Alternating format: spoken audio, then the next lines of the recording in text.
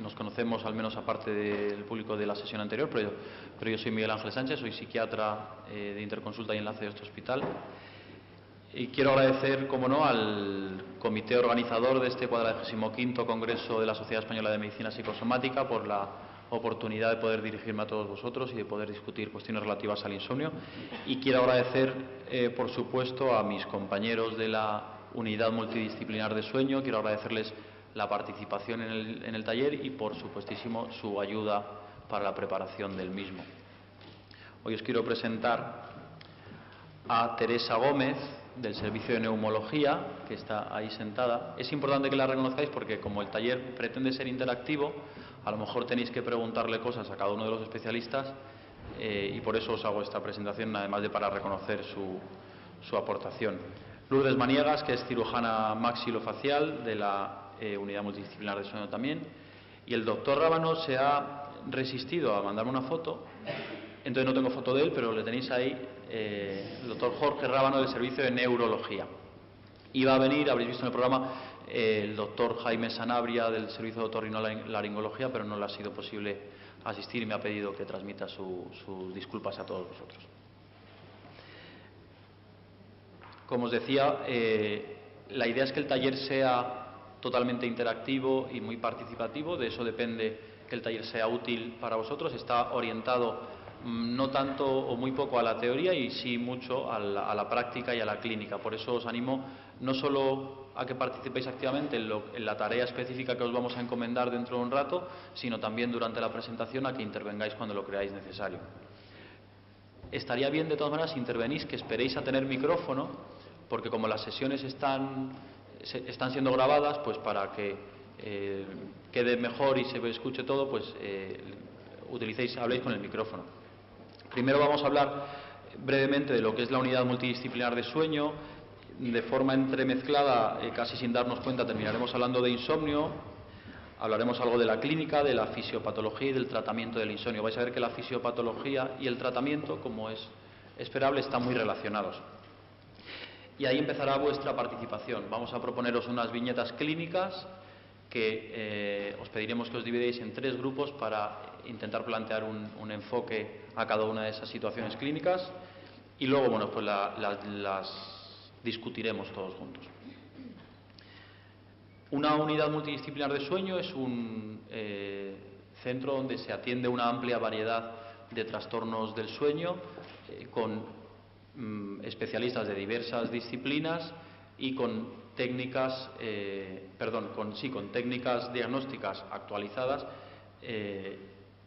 y donde se trata de otorgar, o sea, de aportar a los pacientes una visión integral de sus trastornos de sueño. Hay una serie de criterios de acreditación que en España concede la CEAMS, o Comité Español para la Acreditación de Medicina del Sueño, para acreditar que un centro del sueño cuenta con el personal, con la experiencia y con los medios adecuados para ser una unidad multidisciplinar.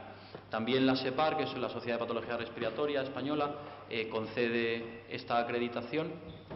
La unidad multidisciplinar de sueño de la Fundación Jiménez Díaz es una de las pioneras de nuestro país y está acreditada tanto por la SEPAR como por la CEAMS. En ella trabajamos especialistas de estas especialidades.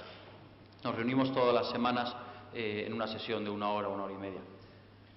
Por cierto, las especialidades están colocadas por orden alfabético, si no, nunca colocaría la psiquiatría la última.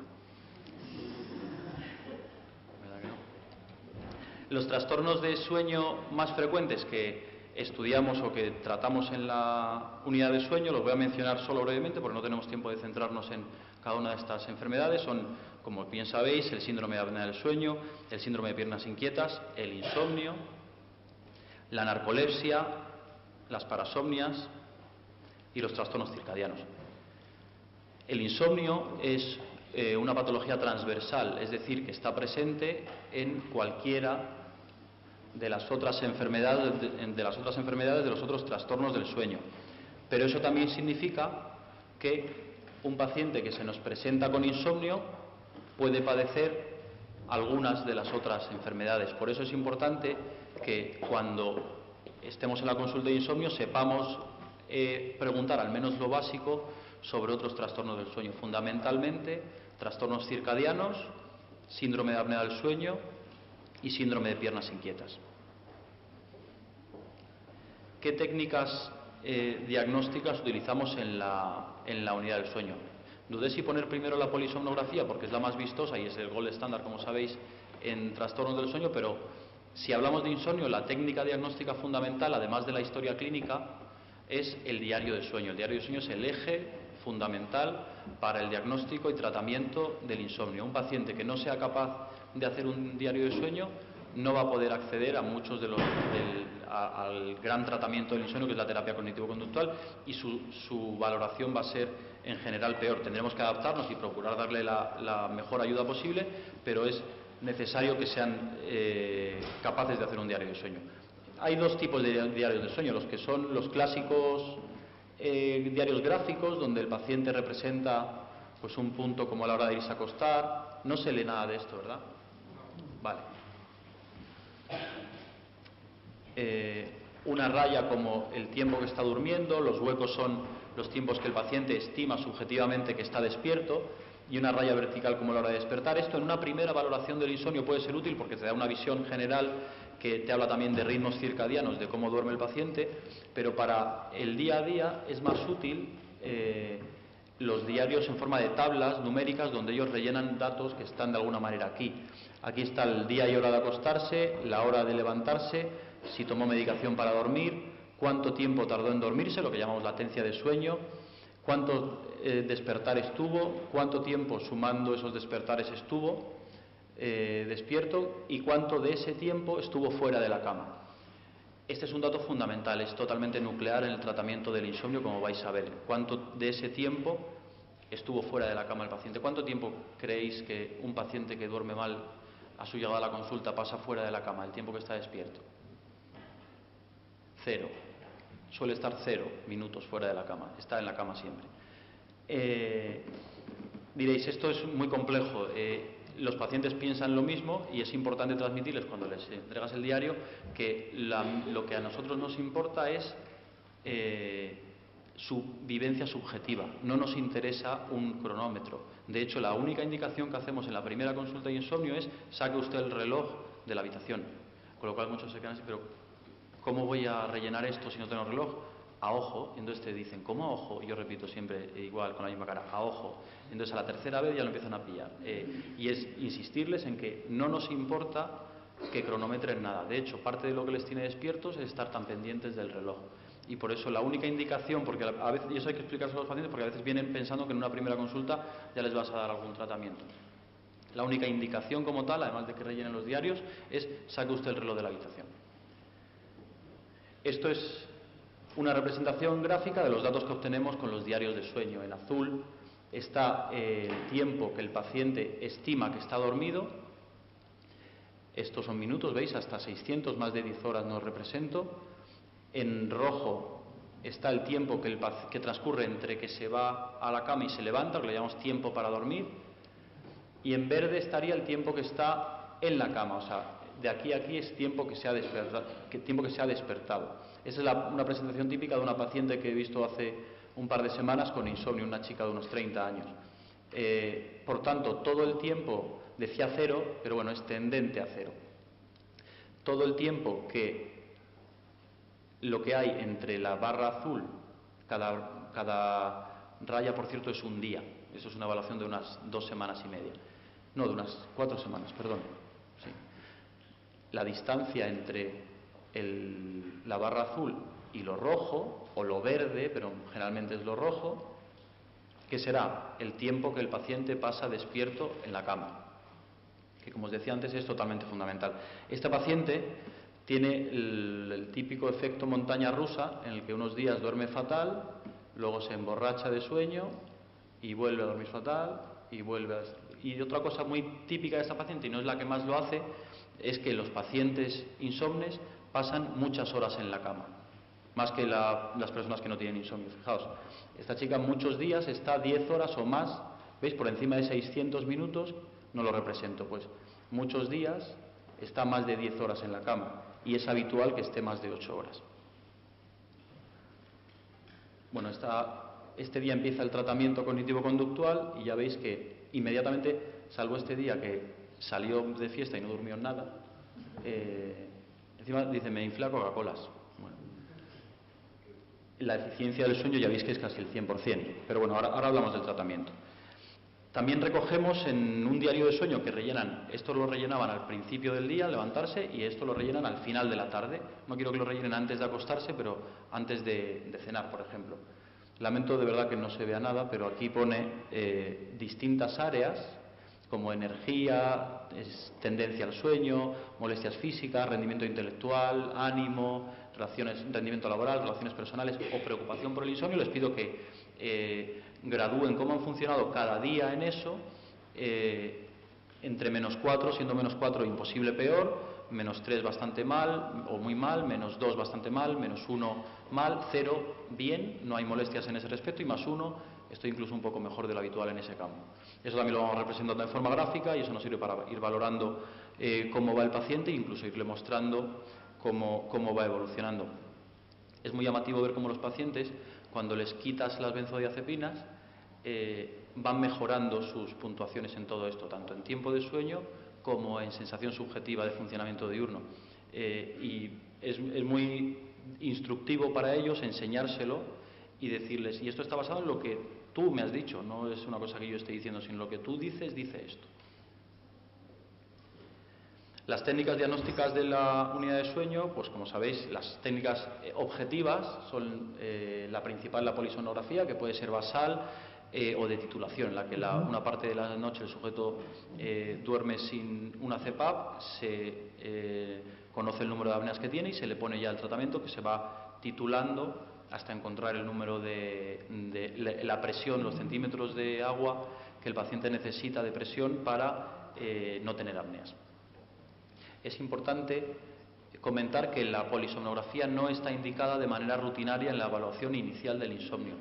Tendréis pacientes que han ido a vuestra consulta diciendo, doctor, no duermo bien, hágame la prueba del sueño. Bueno, pues a los pacientes hay que decirles que, salvo que haya evidentemente clínica sugestiva de trastorno respiratorio del sueño o piernas inquietas o alguna otra clínica que precise una polisomnografía, no necesitan de entrada, salvo que dicen que si tienen despertares súbitos, violentos, también se puede hacer una polisomno, pero si no, no necesitan la polisomnografía. Un paciente con insomnio que sea resistente al tratamiento, sí puede ser útil la polisomnografía porque se nos ha podido escapar algún tipo de dolencia de trastorno respiratorio, por ejemplo, que no dé una clínica evidente, ¿no? Otras pruebas que tenemos son la poligrafía respiratoria domiciliaria, que es una medición de parámetros únicamente respiratorios y que el paciente hace en casa. Se suele utilizar en pacientes en los que hay una alta probabilidad de apnea del sueño y que no tienen comorbilidades, la poligrafía domiciliaria. El test de latencias múltiples, como sabéis, es un test que mide somnolencia y le pedimos a los pacientes que después de una noche de una polisomnografía basal, habiendo dormido bien, intenten dormirse en 5 siestas a lo largo del día, de la mañana. Y medimos cuán rápido se duermen y si en ese sueño entran en sueño REM. Mide, como digo, somnolencia. El test de mantenimiento de vigilia les pedimos lo contrario, les decimos que intenten no dormirse durante algo más de tiempo y se utiliza sobre todo en conductores profesionales o en personal de riesgo. El test de inmovilización sugerida se utiliza para ver movimientos de las piernas y es de utilidad en el síndrome de piernas inquietas, y la actigrafía es una prueba que sabéis probablemente muy bien en lo que consiste, ¿no? Se le coloca una pulsera al paciente con un acelerómetro y un sensor de luz de ambiente que mide la iluminación del ambiente y mide sobre todo los movimientos que hace. De esa manera tenemos evidencia indirecta del estado de vigilia o sueño del paciente. Tampoco está indicado en la evaluación rutinaria del insomnio. Nos puede servir cuando haya una discrepancia importante entre lo que el paciente vive subjetivamente o nos cuenta y lo que a nosotros nos parece apreciar o la información que tenemos. Se utiliza evidentemente, como sabéis, en trastornos circadianos. Se utiliza cuando los pacientes, porque son niños, porque tienen una demencia, porque son analfabetos, no pueden hacer un diario de sueño y nos puede dar una información de menos potencia, pero que también es útil. Y eso es una representación de 6 días de una actigrafía en la que aquí está la iluminación, si no recuerdo mal. Sí, esto es la iluminación, veis que esto es el día. El paciente hace una marca, pone aquí patient marker, Cuando se acuesta hace una marca, le da un botón del actígrafo y veis cómo la luz se apaga y sus movimientos disminuyen. Esta noche parece que no ha dormido mal. Tiene algunos días en los que sí que tiene en mitad de la noche despertares, ¿no? Como veis aquí. La palabra insomnio significa muchas cosas, ¿no? Una noche que no hayamos dormido bien podemos decir, hoy he tenido insomnio. Clínicamente, y lo que ahora ya ha sido reconocido en el DSM-5 como trastorno de insomnio, definimos el insomnio como la dificultad para iniciar o mantener el sueño o la sensación de no haber experimentado un sueño reparador. Como dificultad para iniciar o mantener el sueño, por lo general, esto siempre es poner un poco límites que son, en la práctica no son tan claros, ¿no? Pero por lo general hablamos de dificultad para iniciar o mantener el sueño cuando se tarda 30 minutos o más en dormirse o se está despierto por la noche 30 minutos o más. A pesar, obviamente, de existir circunstancias favorables, si uno intenta dormir en una discoteca, pues lo normal es que no duerma, eso no sería insomnio. Lo que provoca, y esto es una parte de la definición totalmente fundamental, algún tipo de disfunción durante el día. El insomnio, si no provoca una disfunción diurna, no es tal. Será otra cosa y probablemente tampoco debe tener algún tipo de efecto en nuestra salud, pero no es insomnio y no se aborda como abordamos el insomnio. Y por cierto, tiene que ser, al menos según la definición, al menos 3 días por semana, al menos 3 meses. Sí es importante la distinción entre insomnio agudo y crónico. Hasta ahora era insomnio crónico más de 6 meses y agudo menos de un mes. En el DSM-5 lo que hacen es, a partir de 3 meses, hablan de insomnio crónico y menos es insomnio episódico o agudo o transitorio. Es muy importante esta distinción porque nos va a orientar el tratamiento. Un insomnio de unos días o pocas semanas de evolución tendemos a tratarlo y debemos tratarlo principalmente con medicamentos. Sin embargo, el insomnio crónico, y especialmente en las unidades de sueño, donde los pacientes que llegan ya han tomado muchos fármacos, tendemos a tratarlo y deberíamos tratarlo con terapia cognitivo-conductual. Es la primera indicación por delante de los fármacos que existen actualmente para insomnio crónico. Según la etiología, la clasificación tradicional del insomnio es entre insomnio primario e insomnio secundario. Bien, pues la noción de insomnio secundario ya no se sostiene por diversos motivos. Hablamos más de insomnio comórbido. En primer lugar, la noción de insomnio secundario no se sostiene porque no solamente, por lo general, o al menos muchas veces, hay una enfermedad que provoque el insomnio. Puede haber varias enfermedades que provoquen el insomnio o varias circunstancias. En segundo lugar, a veces pasa que puede desaparecer la enfermedad supuestamente causante y el insomnio continúa. Vemos pacientes que tuvieron una depresión hace 6 años o hace 3 años y a día de hoy están de ánimo bien y siguen durmiendo mal. Ahí el concepto de secundario a también se tambalea. Pero es que además el insomnio puede empeorar, y de hecho empeora generalmente, a la enfermedad o enfermedades comórbidas.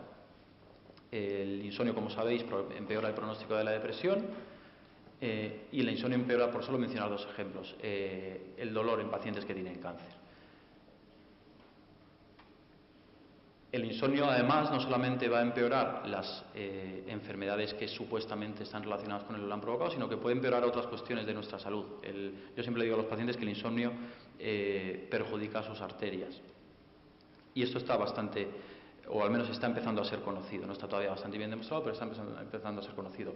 Se sabe que pacientes que han tenido un infarto y que pasan unos días en la unidad coronaria o en la UBI, solo con unos pocos días de dormir peor, lo cual es, por cierto, muy normal en unidades así, tienen un peor pronóstico funcional e histológico y hay más índice, por ejemplo, de rupturas cardíacas que en pacientes que duermen bien en esos días. Es decir, el insomnio, y no solamente el insomnio, sino la pérdida de horas de sueño, que son 2 cosas distintas, tiene un montón de consecuencias. Es una especie de actor que interacciona con amplísimas regiones o áreas de nuestra salud. Digo que el insomnio no es lo mismo que la pérdida de horas de sueño porque, por ejemplo, no sé si conocéis que en la sociedad occidental, en Estados Unidos, por ejemplo, que como sabéis es donde se mide casi todo, la mayor pérdida de horas de sueño no se debe a los trastornos del sueño ni al insomnio, sino al estilo de vida, a que se quedan viendo la tele y duermen menos. Y el efecto en el cuerpo es similar. Si uno duerme 5 horas y media o 6, teniendo que dormir 7 horas y media, 8, el efecto, que es real, y hay estudios que demuestran aumento de infartos, de ictus, de enfermedad cardiovascular en general y de otras enfermedades, eso sucede sea la pérdida de horas de sueño por un insomnio o sea porque uno no se quiere ir a la cama. Y como digo, en una sociedad como la norteamericana, la mayor parte de horas de sueño perdidas se las debemos al estilo de vida. Al fin y al cabo, el insomnio comórbido, al menos en muchos casos, acaba teniendo una fisiopatología similar al insomnio primario, de manera que las enfermedades que supuestamente lo provocaron terminan siendo un factor más, uno de los factores precipitantes, que ahora vamos a ver, que desencadenan el aprendizaje irregular o el disaprendizaje, si queréis, que supone el proceso de consolidación del insomnio crónico. Hecha esta aclaración, bueno, de esta manera, de hecho, el DSM-5 ya se habla de insomnia disorder y en él se engloban ambos, ¿no? Entonces, hay que especificar si es comórbido o no, pero no hace distinciones en ese sentido. El insomnio puede ser comórbido a un montón de enfermedades médicas, no vamos a pararnos demasiado porque no tenemos mucho tiempo y quiero que lleguemos cuanto antes a la práctica. Enfermedades neurológicas, a enfermedades psiquiátricas, como pródromo durante el curso o como secuela, a fármacos. Esto hay que tenerlo en cuenta en la consulta de insomnio, ¿no? Que hay algunos fármacos que pueden quitar el sueño a nuestros pacientes. Evidentemente a tóxicos. Luego tenemos un insomnio paradójico o pseudoinsomnio, que es cuando hay una mala percepción del estado de sueño. Yo aquí distinguiría dos tipos de pacientes: los que realmente por otras cuestiones, generalmente caracteriales o de que son personas exageradas, realmente están durmiendo y nos dicen que no duermen. Y luego hay una proporción de pacientes con insomnio que verdaderamente pueden estar despiertos y dormidos a la vez. Y esto se ha demostrado mediante estudios de electroencefalografía en pacientes con insomnio, en los que se ha visto que tienen mayor reactividad a estímulos del entorno que los pacientes no insomnes. Son sueños superficiales y que de alguna manera permanecen conectados con el entorno. Los pacientes lo cuentan muy bien en la consulta cuando dicen: es que estoy intentando dormir y oigo a mi marido o oigo a mi hija llegar a casa, y si uno les hace una polisomno están dormidos. Bueno, pues eso a veces es por la histeria, pero no siempre es por la histeria. Cuando nos dicen no duermo nada, doctor, aunque se le vea durmiendo. El insomnio idiopático es un insomnio que es de inicio en la infancia y de difícil manejo, en el que no podemos entrar ahora. ¿Cómo se convierte esto, lo que nos puede pasar a cualquiera, que una situación estresante nos haga no dormir unos días, cómo eso pasa a ser algo crónico? Bueno, el modelo tradicional desde la orientación cognitivo-conductual para explicar esto es el modelo de las 3P, en el que hay unos factores predisponentes, que es la tendencia basal de cada sujeto a perder el sueño ante una situación de estrés, y eso es diferente en cada sujeto, es constitucional y el tratamiento no se dirige a él. Hay unos factores precipitantes, la segunda P, que es lo que desencadena el insomnio agudo, pues cualquier evento estresante que os pueda ocurrir: una pérdida de un familiar, una enfermedad, el dolor, un ascenso, una mudanza, una oposición, un examen. En ese factor decrece y en ese tiempo algo sucede para que algunos pacientes hagan el viaje hacia el insomnio crónico, de manera que ya cuando están aquí el factor precipitante ha decaído, ya han superado esa pérdida, han encontrado un nuevo trabajo si era un despido, o se han adaptado a su nueva casa, y sin embargo siguen sin dormir. Ahí entran los factores perpetuadores. El clásico que viene en todos los libros es la siesta. Son cosas que los pacientes hacen o viven en respuesta al insomnio inicial, que perpetúa el insomnio. Si uno no ha dormido nada durante la noche, está hecho polvo por el día y se echa una siesta de 2 horas, pierde presión de sueño para la siguiente noche y vamos cerrando el círculo, ¿no? Hay otro montón de factores perpetuadores. Lo podemos representar así también. El insomnio provoca pues un aumento de la excitabilidad. Eso es un factor perpetuador. El paciente está nervioso porque me cachis, no me duermo y son las 4 de la mañana. Eso es lo que le mantiene despierto, más que el que le hayan despedido hace 6 meses, ¿no? Ya se le ha olvidado, ya tiene otro trabajo. Las conductas desadaptativas, bueno, pues empiezan a tomar benzodiazepinas, sobre todo en cantidades inadecuadas, empiezan a tomar alcohol y también empiezan a preocuparse, a estar intranquilos por no dormir o incluso aprovechar esos ratos de no dormir para hacer otras cosas, para pensar, para planificar, para recordar, incluso aunque sean cosas no agobiantes, ¿no? Pero ya estamos enseñándole a la cabeza, como yo le digo a los pacientes, que están haciendo una cosa distinta de dormir en ese medio que es la cama. Yo tenía una paciente que decía que ella había pasado tantas horas en la cama pensando en sus cosas, que ya si tenía que tomar una decisión, por el día se iba a la cama, se tumbaba así y entonces así pensaba mejor, porque se había acostumbrado a tomar sus decisiones en la cama. Pero claro, el mensaje que le transmitimos a la cabeza con eso es que en la cama se hacen otras cosas que no son dormir, y eso es el fundamento del tratamiento con el control de estímulos que ahora vamos a mencionar. Además, desarrollan cogniciones erróneas como si no tomo el Orfidal no dormiré. Esta misma mañana una paciente me ha dicho eso, como yo no tome eso, no duermo. Si piensas eso y estás convencido de eso y no tenemos desde la consulta manera de convencerles de lo contrario, efectivamente no van a dormir, seguro que no, aunque les quites el Orfidal. O las típicas son los pensamientos de tipo catastrofista sobre las consecuencias del insomnio. Mañana no voy a ser capaz de hacerlo bien en el trabajo, puede que me despidan, mañana voy a tener un accidente con el coche. Esa tensión es lo que les está manteniendo despiertos. La cuarta P, porque ahora se lleva más el modelo 4Ps, es en el que hemos sacado uno de los factores perpetuadores, que es una especie de factor que sella toda esta conducta con un mecanismo de condicionamiento. Bueno, por cierto, antes de eso os quería decir que un factor perpetuador típico es extender el tiempo en la cama. Yo tenía algún paciente que me dice, no, yo me voy ahora antes a la cama porque si me viene el sueño que me pille en la cama. Con lo cual están 9, 10, 11 o 12 horas en la cama todos los días. No descansan más, porque uno descansa las horas que duerme. Las horas que está en la cama, de hecho, se cansa más, se levantan, le duele la costilla de estar ahí en las malas posturas, ¿no? Con lo cual, eso empeora la situación por lo que decimos, porque estar en la cama despierto es uno de los principales factores perpetuadores del insomnio. Y lo hace a través de un mecanismo de condicionamiento clásico, pavloviano. Esa es la cuarta P, Pavlov. A base de estar muchas horas, es útil con los pacientes en la consulta sumar, cuando han hecho unos diarios y tienes, por ejemplo, que están despiertos 3 horas al día en la cama y le preguntas, ¿cuántos años llevo usted durmiendo mal? Te dice 8. Pues yo lo que suelo hacer es multiplico 3 horas por 8 años y sale el número de meses que el paciente se ha pasado despierto en la cama.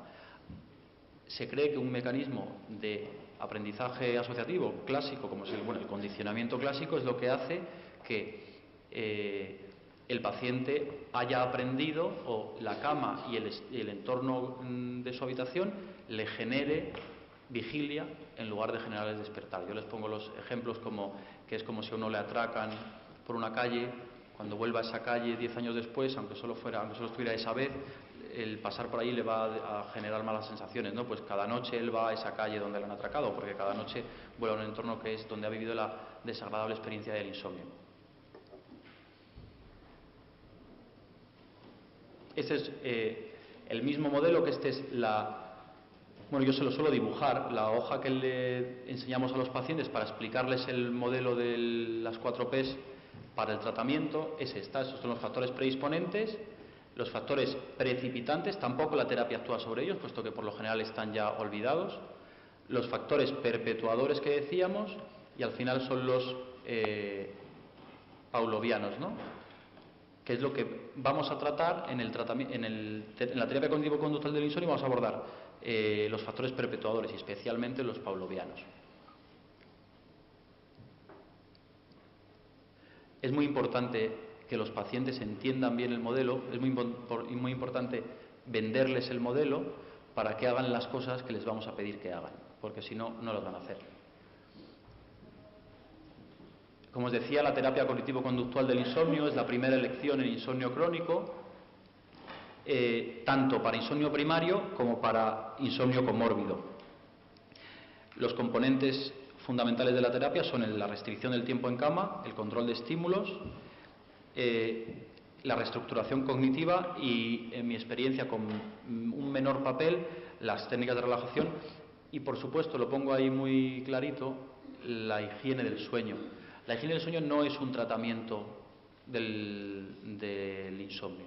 De hecho, hay estudios que han visto su eficacia en insomnio, no la tiene. La higiene del sueño puede ser algo preventivo del insomnio, pero no es un tratamiento cuando ya hay insomnio.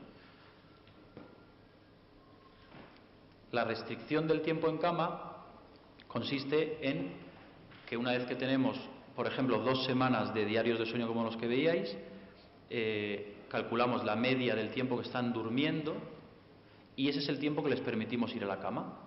Si esta persona está durmiendo 5 horas y media, les vamos a decir que se vayan a la cama 5 horas y media nada más. Los pacientes al principio ponen una cara como, ¿qué me está diciendo? No, y si me entra el sueño a las 12, por ejemplo, le puedes decir de 2 a 7 y media. Y si me entra el sueño a las 12, se lo aguanta usted, como sea. Aunque, hombre, no se tome 3 Red Bull, pero quiero decir, tiene que intentar no dormirse de ninguna manera. Esto le choca mucho porque ellos van al médico a que les haga dormir y vamos nosotros y les decimos que se aguanten el sueño.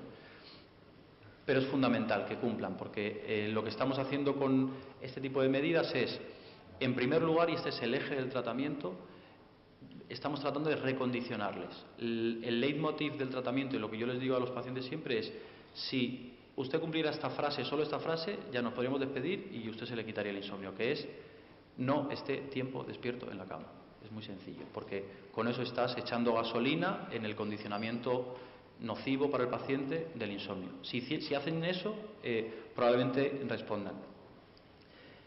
La segunda misión de este tipo de técnicas, tanto de la restricción del tiempo en cama como del control de estímulos, que al fin y al cabo es parecido, como vais a ver, tiene el mismo objetivo, es aumentar la presión de sueño del día siguiente. Pero es importante advertirles de que esto no va a funcionar en un día, ni en una semana ni en 2.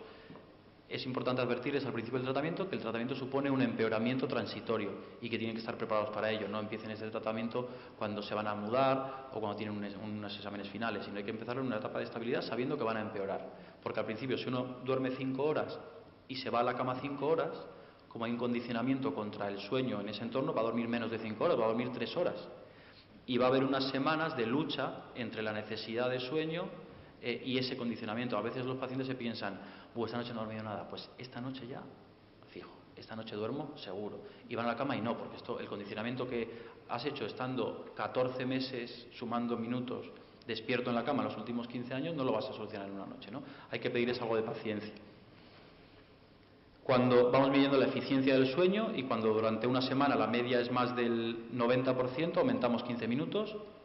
Cuando es menos del 85%, disminuimos 15 minutos. Y cuando está entre 85 y 90, mantenemos el tiempo prescrito en cama. No menos de 4 horas y media o 5 en la cama, tampoco nos podemos pasar. El control de estímulos se utiliza, yo lo utilizo habitualmente combinado con la restricción del tiempo en cama y el fundamento es ese, no asociar a la cama ningún otro estímulo que no sea dormir. Por lo tanto, si uno se despierta a mitad de la noche, ¿qué hay que hacer? Pues levantarse, salir de la habitación. Yo les suelo decir que se levanten por un tiempo fijo. Alguien me enseñó una vez a decirles, elige 30, 60 o 120. Y todos dicen 30, porque claro, dice, me va a tener 2 horas por ahí en el salón en mitad de la noche. Y es importante esto, porque algunos pacientes, si no se les explica bien esto, piensan que tienen que salirse de la cama para que les entre el sueño. Y el objetivo no es para que les entre el sueño, porque entonces están monitorizando su estado, pensando, ¿ya me entró el sueño? Ya, no. Entonces se agobian más en esa monitorización. Hay que dejárselo al reloj. Ahí sí que tienen que tener un reloj en el salón para cronometrar esos 30 minutos. Si a los 15 te entra mucho sueño, no te vayas a la cama. Si a los 30 estás despejado, te vas a la cama. Manda el reloj nada más. Se van a la cama y si se vuelven a despertar, otra vez fuera. Todas las veces que sea necesario, cumpliendo con el horario del día siguiente. Sí, son a veces difíciles de cumplir por parte de los pacientes, pero por eso es muy importante la labor de comercial del terapeuta, ¿no? Que seamos capaces de convencerles que con esto van a mejorar.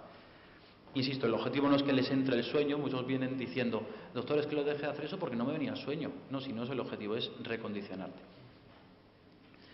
Reestructuración cognitiva. Vamos a acelerar un poquito porque quiero llegar a los casos. Tratamos de hacer una corrección de las condiciones erróneas respecto al sueño, a el típico mito de las 8 horas. Yo quiero dormir 8 horas, que me han dicho que quiero dormir 8 horas.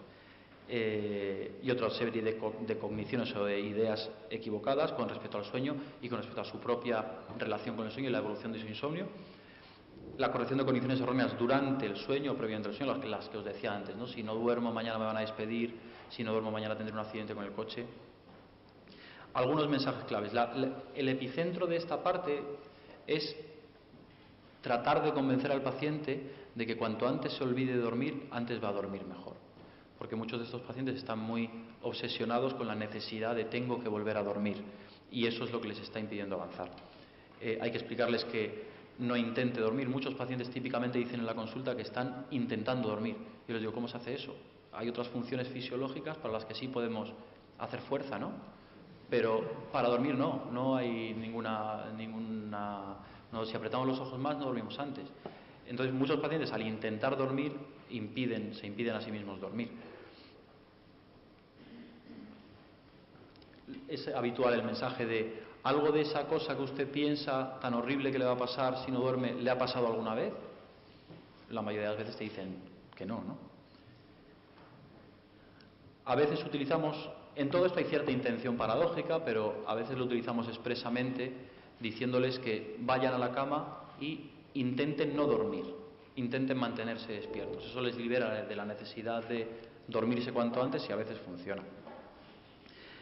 A veces muchos pacientes están pensando en la cama sus problemas, no pueden parar esos pensamientos que a veces son rumiaciones, ¿no? Porque además por la noche los pensamientos de los pacientes siempre son peores, más pesimistas, más catastrofistas, como os decía. Yo a veces les digo que imaginen una señal de stop, aunque desde que esta paciente me dijo, no, doctor, mejor de prohibido, porque stop es te paras y luego sigues, ¿no? Mejor de prohibido, de por ahí no.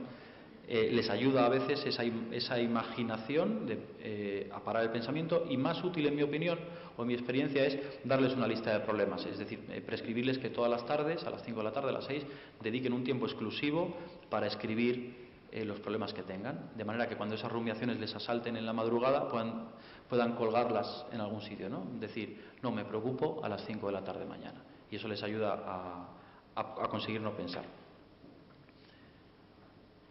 Las técnicas de relajación a veces se utilizan para pacientes especialmente que tienen dificultades en sentirse relajados al final del día, que están físicamente, ¿no?, somáticamente muy estresados. Yo estuve una vez hace unos años en un curso de terapia cognitivo-conductual del insomnio que lo dio el doctor Michael Perlis, que es uno de los que han remozado la técnica. Él es más conductista, más conductual, más que cognitivo. Él decía que las técnicas de relajación no eran de demasiada utilidad, porque decía, ¿para qué me sirve preocuparme de si vas a estar relajado a las 3 de la mañana o no, si yo voy a hacer que estés inconsciente? Es decir, si lo conductual funciona, suelen estar dormidos. Pero bueno, en algunos casos sí que son de utilidad. Pueden tener efecto paradójico en pacientes perfeccionistas, ¿no?, obsesivos, que se monitorizan mucho y que les puede hacer estar más estresados en vez de más relajados. Lo importante de las técnicas de relajación, como todos sabéis, es la práctica, que lo adquieran como un hábito y que lo puedan hacer de manera casi espontánea, ¿no?, sin pensar. La terapia cognitivo-conductual del insomnio tiene eficacia en el 70 o el 80% de los pacientes que cumplen con el tratamiento, entendiendo por eficacia, no tanto la recuperación del tiempo de sueño perdido, que se recupera, aunque en parte, no suelen recuperar el 100% de las horas de sueño perdidas, pero recuperan más del 50%, pero sí que recuperan bastante calidad de sueño y continuidad, y funcionamiento diurno y sensación de sueño reparador. Yo tengo pacientes que están a día de hoy durmiendo las mismas horas o 20 minutos más que cuando llegaron a la consulta, y que están muy contentos o muy contentas, porque es un sueño tiene lógica, ¿no? Es un sueño más continuado, que por tanto probablemente es más profundo y con un mejor aprovechamiento. Tarda más tiempo en hacer efecto que la farmacoterapia, como es evidente. De hecho, al principio provoca empeoramiento, como hemos dicho, pero hay estudios que demuestran que a la larga sus efectos duran más tiempo. Además, es una cosa que les regalamos a los pacientes para toda la vida, de alguna manera, porque una vez que lo han hecho y han aprendido, ya se lo saben, ya no tienen que venir más. Si dentro de 4 años les vuelven a tener un problema, se lo hacen ellos el tratamiento. la mejoría subjetiva, como os decía, es mayor que la objetiva. Y el tratamiento del insomnio puede mejorar la enfermedad comórbida, como hemos dicho antes ya. Brevemente, tratamiento farmacológico del insomnio, como hemos dicho, es primera elección en el insomnio agudo o en el insomnio intermitente, junto con las medidas de higiene del sueño. Es decir, aquí sí nos pueden servir las medidas de higiene del sueño a que no se desencadene ese proceso de cronificación del insomnio. Antiguamente se utilizaban los barbitúricos, ya no.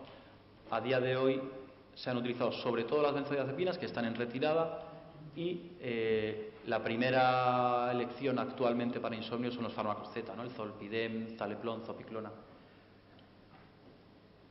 Lo más importante que yo quiero decir hoy respecto a las benzodiazepinas, que por cierto me parecen fármacos estupendos, yo no tengo nada en contra de las benzos, son nuestras grandes aliadas, pero bien utilizadas.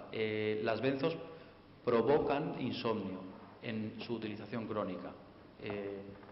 Y esto es una cosa que a veces no lo tenemos del todo controlado desde las consultas de primaria y de psiquiatría, y se prescriben benzos también porque a los pacientes es imposible quitarles las benzos, eso es cierto, pues les gusta, pero provocan insomnio. Si conseguimos explicarles a los pacientes que las benzodiazepinas, voy a decir por tercera vez, provocan insomnio, y se lo demostramos con un diario de sueño, que vean cómo al retirarlas van durmiendo o igual o un poquito mejor, no es decirles que quite usted el Orfidal y se le va a curar el insomnio, tampoco es eso, pero se puede ver en el gráfico cómo van durmiendo igual o un poquito mejor, ahora lo vais a ver.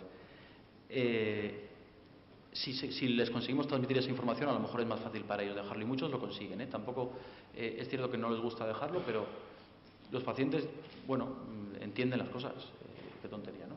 Si se los sabemos explicar bien, nos van a hacer caso por lo general. Antidepresivos sedantes se pueden utilizar también. El Deprax es el hipnótico más prescrito en los Estados Unidos, por ejemplo.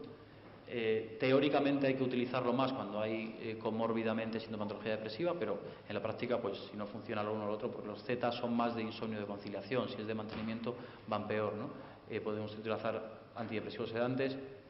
La melatonina, como sabéis, es un excelente cronoregulador o movilizador del ritmo circadiano, la melatonina de liberación inmediata, pero no es un buen hipnótico. Aunque ahora hace unos meses ha salido, como sabéis, el Circadin, que es una melatonina de liberación prolongada, que sí que tiene indicación en insomnio en ancianos, en personas de edad anciana. Si combinamos la terapia cognitivo-conductual con los fármacos, que a veces hay que hacerlo, es mejor hacerlo secuencialmente y no simultáneamente, porque si damos terapia cognitivo-conductual y fármacos, el paciente va a relacionar la mejoría por lo general con el fármaco, no con la terapia. Entonces es mejor hacer primero una cosa y luego la otra. Bueno, no vamos del todo mal de tiempo, creo. Os voy a plantear 3 casos clínicos. Os voy a pedir que os dividáis en 3 grupos, lo más multidisciplinares posible. O sea que si hay aquí 15 psiquiatras, que no se pongan los 15 juntos en un sitio y los psicólogos otros, sino que se mezclen. Y luego los vamos a discutir todos los casos, ¿vale? El primero es una... No sé si se lee fatal esto. ¿Se lee más o menos? Es una mujer de 36 años que no tiene antecedentes médicos ni psiquiátricos de interés y que duerme mal desde hace unos 2 años. En la época en la que su padre empezó a dormir mal, en la época en la que el padre enfermó y falleció. Previamente dormía muy bien, según decía. Pocos meses antes de venir a la consulta se había separado de su marido, además. Primero logró un poco, antes del divorcio, dormir mejor, pero después de eso volvió a dormir mal y también empeoró el ánimo hasta el punto de haber llegado a pensar de manera vaga en el suicidio. Explica que cuando se despierta en mitad de la noche se fuma un cigarro o me entra la mala leche. Decía, joder, ya estoy despierta. Veis un factor perpetuador ahí. Le da vueltas a la cabeza, a los problemas en el trabajo, a veces intenta desviar esos pensamientos y se pone a planificar actividades. Está acudiendo a una terapia psicológica para la depresión desde hace unos meses y refiere que en las últimas 2 semanas duerme mejor y también ha mejorado el ánimo. Está tomando 10 miligramos al día de zolpidem y 1,5 miligramos al día de lorazepam. Esa es la primera. La segunda. Es un varón de 41 años que fue diagnosticado hace 2 años de síndrome de apnea y hipopnea del sueño moderado y se inició tratamiento con CEPAP, que toleró bien y a lo que respondió bien. Tenía un poco de sobrepeso sin otros factores de riesgo cardiovascular ni enfermedades importantes. En una revisión rutinaria de neumo ven que desde hace unos meses duerme mal y ha vuelto a la somnolencia por el día, especialmente durante la mañana, cuando le cuesta mucho cumplir con su trabajo. Tuvo una depresión hace unos 10 años, que fue tratada con éxito con antidepresivos, y en esa época hizo un intento de suicidio. Es un consumidor de alcohol, cantidades que él dice no importantes a diario, aunque de vez en cuando se intoxica y tiene problemas en casa. También consume ocasionalmente cannabis. No tiene antecedentes familiares significativos, aunque reconoce que desde siempre su madre y varios de sus tíos maternos tuvieron problemas para dormir y tendían a ser noctámbulos. Y la tercera viñeta clínica es una mujer de 78 años que acude a la consulta derivada por insomnio. Refiere que duerme mal desde una cirugía de rodilla unos 6 meses antes. Se va a la cama a las 10, ella misma dice que no a dormir, sino a descansar. Se levanta y se acuesta varias veces sin sueño y finalmente se acuesta a las 3 de la mañana o a las 4, se duerme y se despierta a las 8 o las 9 de la mañana. Fijaos, desde las 10 de la noche hasta las 9 de la mañana, 11 horas. Aunque se queda en la cama al menos una hora más, 12 horas. A veces es peor y duerme 2 horas o menos, según refiere. Refiere unos movimientos como unos calambres o espasmos en las piernas que dice son distintos de la inquietud de piernas que le fue diagnosticada hace unos años y para lo que tomó pramipexol con buena respuesta. Ahora son esos calambres, esos espasmos son más intensos en la rodilla operada, aunque los tienen las dos, y también los calma, aunque diga que son diferentes, también los calma saliendo a pasear por el pasillo. Además, tiene dolor en la rodilla y a veces ha dormido mejor tomando ibuprofeno. Está diagnosticada de síndrome de intestino irritable y hace seguimiento con un psiquiatra privado desde hace unos 10 años en tratamiento con Ansium, Ribotril y Stilnox. Pues nada, yo creo que os dejamos unos 20 minutos y lo resolvemos en un ratillo, ¿no? Entre todos. ¿Os parece? Uno ha elegido a Enrique Zamorano como su representante y nos va a contar, Enrique, qué han hecho con esta paciente. Bueno, en principio, es una paciente que tiene insomnio. Como he comentado antes, quizá para estudiarlo mejor sería pedirle un diario de sueño. Con lo Así cual... lo hicimos. Espera un segundo.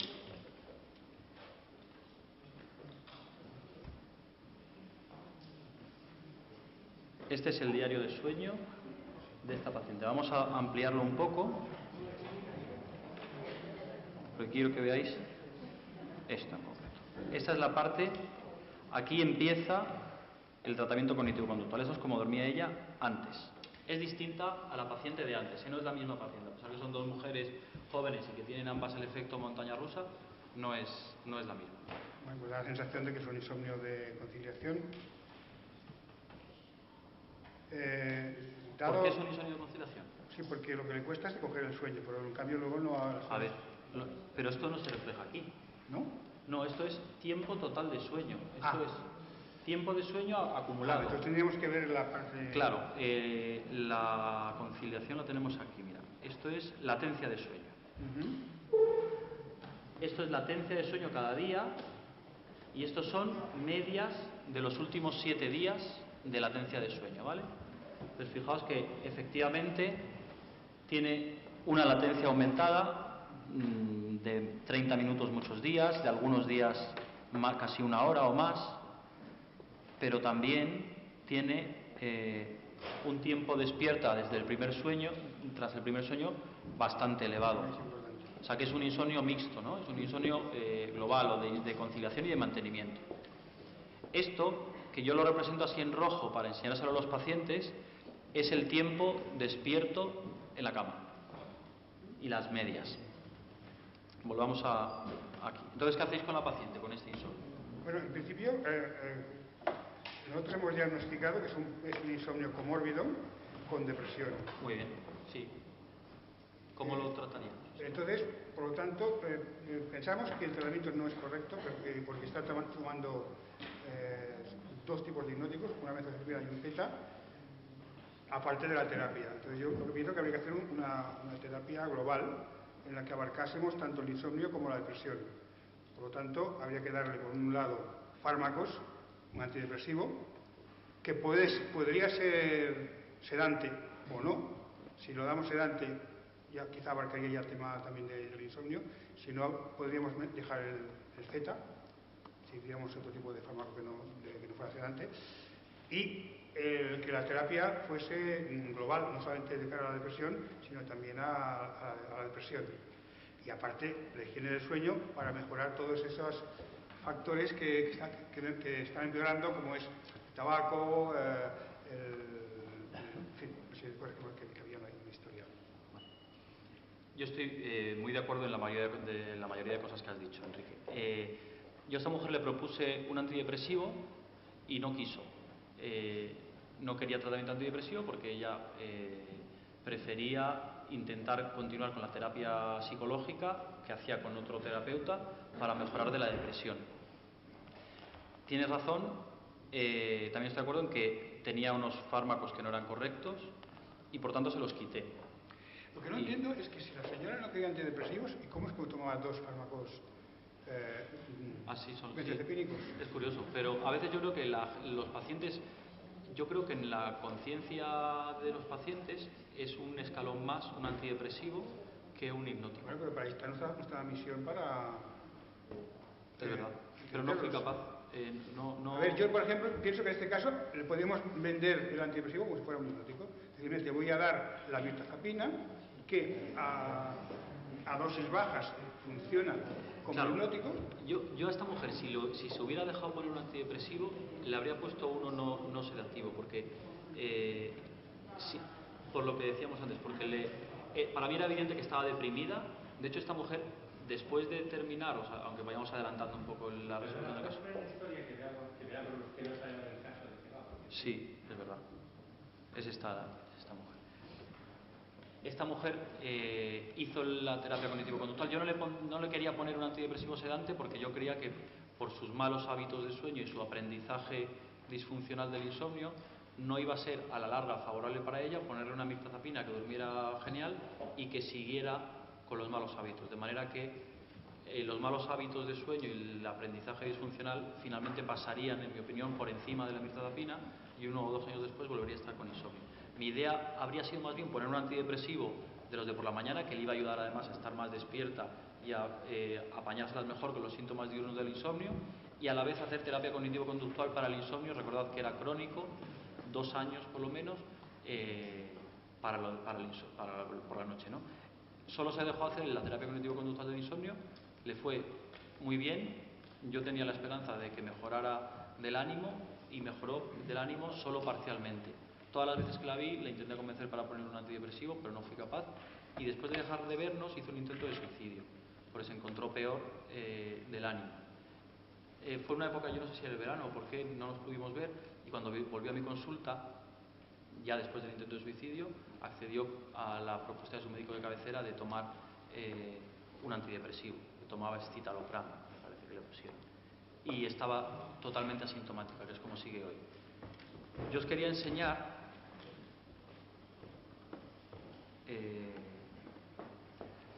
os quería llamar la atención de esta evolución. Aquí pone bajada de hipnóticos. Empiezo el primer día la bajada de los hipnóticos, tanto del lorazepam como del Stilnox, le quité los dos.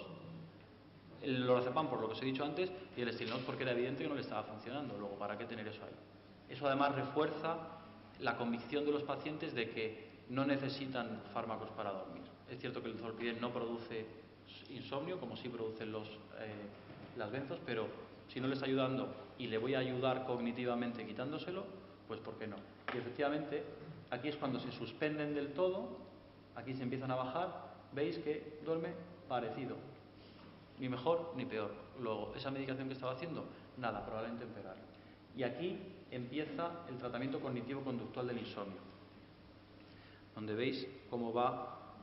Algunos días no tenemos datos, eso no es que no duerme, sino que no escribió datos ese día, pero hay una clarísima aumento de la eficiencia del sueño, evidentemente, que es la base, y hay primero una disminución, como siempre, del tiempo de sueño y luego empiezan a subir. Al final ya aquí es cuando ya estaba bien, cuando ya había recuperado la confianza de su capacidad para dormir y un poco ya empezó a hacer lo que quería, y algunos fines de semana salía, dormía menos. Es cierto que ahí falló un poquito y por eso las cifras no siguen increciendo, pero esta es veis, esta noche había salido, pero esta paciente es de las que me decía que tenía que parar porque había hecho también el condicionamiento, que podía seguir subiendo, podía dormir 9 horas y que se encontraba peor, porque con el sueño también, si duermes más horas de las que necesitas, te encuentras peor. No es habitual eso con esta terapia. Lo normal es que recuperen gran parte o una parte del tiempo perdido, pero no que sigan y sigan y sigan. Pero a mí me lo habían contado en algún curso y no lo había visto hasta esta mujer. Yo no sé si queréis hacer algún comentario más. Yo creo que está muy bien el caso planteado, el observar que no está siendo eficaz la farmacoterapia y que necesita un tratamiento que yo no llamaría, como decíamos antes, de higiene del sueño, sino una terapia cognitivo-conductual. No, yo lo que decía es que hay que hacer la terapia cognitivo-conductual siempre, o sea, pero además con higiene del sueño. Como ha dicho, no lo hace. Claro, no, cura, es pero, verdad. Perdón, sí, siempre lo hago. De hecho, es como la tónica de mi consulta es siempre en la primera consulta les doy el papelito de higiene del sueño. Yo no quiero decir, con lo que he dicho antes, que la higiene del sueño es algo que no tenemos que fomentar. Tenemos que hacerlo 100%, pero ser conscientes de que eso por sí mismo no va a hacer nada en los pacientes ya con insomnio. Muy bien, muchas gracias. Segundo caso.